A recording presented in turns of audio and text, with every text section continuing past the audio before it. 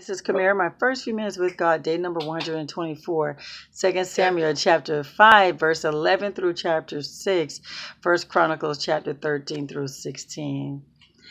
When the Philistines heard that David had been anointed king over all of Israel, they wanted to go and capture David. When David heard about it, he talked to God about it, and God told him to go ahead and fight the Philistines and that they were going to have victory, and they did. The Philistines, they abandoned their idols. They confiscated them and they burnt them. Fast forward a while later, Philistines came back for some more.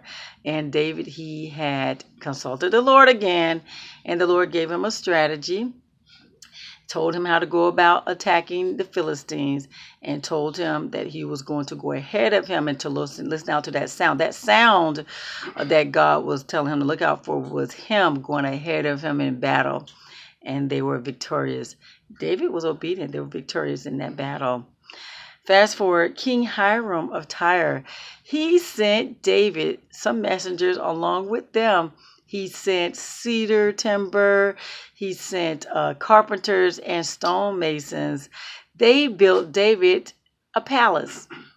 And it was at that point that David felt that the Lord had confirmed him as king over all of Israel. David also had a special tent made for the Ark of Covenant. And so David called together all the officials and told them that it was time to go and get the Ark of Covenant from Kiriath Jearim.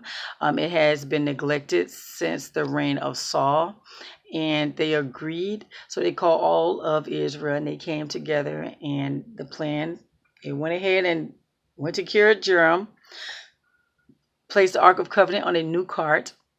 They had praises, singing, music, celebration as they proceeded the Ark of Covenant. But what happened was one of the ox that were pulling the cart, it stumbled, and one of the fellows who was helping guide the Ark of Covenant, he tried to stabilize it and touch the Ark of Covenant. That's a big no-no. We already know from previous reads that was the priest's job, the Levite's job, to be responsible for the Ark of Covenant. So God was angry, and he struck, his name is Uzzah, struck him dead. At this point, David was afraid. He was afraid, and he was angry. He was angry because he was angry and he was afraid. He wasn't sure what to do at that point. So, of course, they parked it at Obed-Edom of Gath. They parked it on his property.